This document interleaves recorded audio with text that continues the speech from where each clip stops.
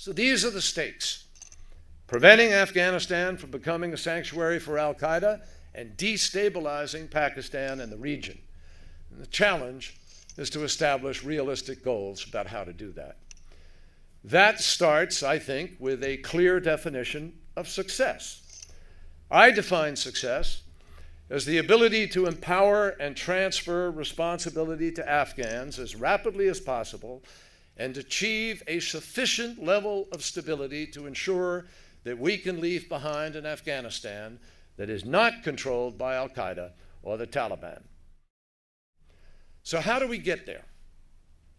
Our strategy, I think, has to be informed by two basic truths on either sides of the pole.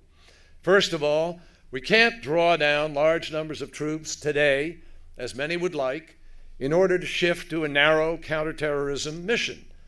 Secondly, we simply don't have enough troops or resources to launch a broad nationwide counterinsurgency campaign.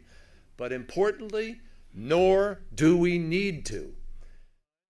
Decisions about additional troops should be informed by an assessment that takes into account the following three conditions. First, are there enough reliable Afghan forces to partner with American troops? At what rate?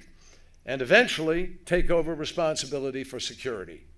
The quickest way out of Afghanistan for our troops is to speed up the training and mentoring of the Afghan National Army and police so they can defend their own country. The current goal is to increase the number of trained Afghan National Army troops from 92,000 to 134,000 by December of 2011.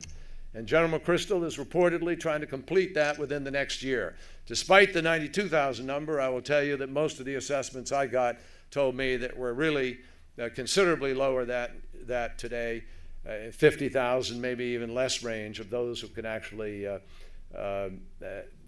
work in the way that we desire.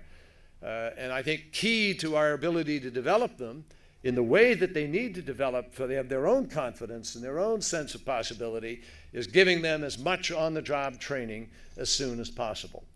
Partnering with Afghans is also a crucial way to relieve the palpable strain of having foreign troops on foreign soil. Afghan in this case, obviously. The second question to ask is, are there local leaders that we can partner with? The importance of that cannot be overstated. We have to be able to identify and cooperate with tribal, district, and provincial leaders who command the authority to help deliver services and restore Afghans' faith in their government. Third is the civilian side, which must be ready to follow swiftly with the development aid that brings tangible benefits to the local population. When they support our troops and take the risks of, in a sense, coming over to our side, they must see their lives improve.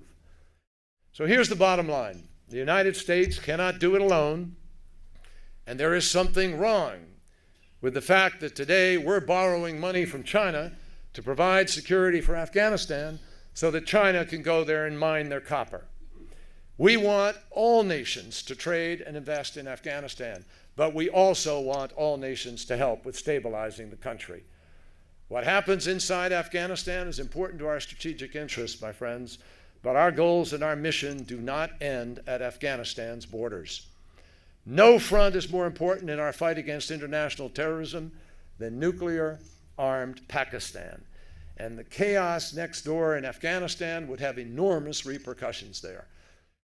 Elise Labott with CNN. Thank you for your presentation, Senator. You say it's not the job of the U.S. to determine the political realities on the ground, yet so much of what you speak about today and what the U.S. is trying to do is dependent on the ability to have a credible Afghan partner. So how do you kind of walk that balance between not interfering too much in the politics? And you know, in your own trip, and you were just speaking about the fact that you need to get rid of certain ministers and stuff. How do you walk that balance? And what kind of, if you could be a little bit more specific about the benchmarks that you have in mind on the civilian and military side, that if you are not met, you can't see adding?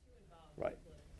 The key to that, my friends, is an art that I think you know, we used to be very good at, and I grew up with a generation of people, I quoted one of them, who gained great reputations for their skill at it.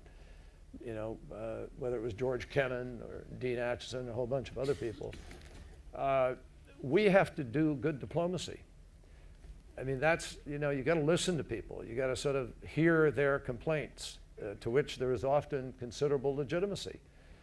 And we need to respond effectively to those complaints. I think if they are the ones making the decisions, it's their country. Our assistance does not have to translate into a full-throated colonialism or imperialism. It simply doesn't have to. There is a capacity to respect sovereignty, to respect individuality, to respect culture, to respect history, and still cooperate with people. And I've seen us do it in countless countries, and I think we can do it more effectively in Afghanistan. I think that's part of what I sensed from President Karzai in those many hours we spent.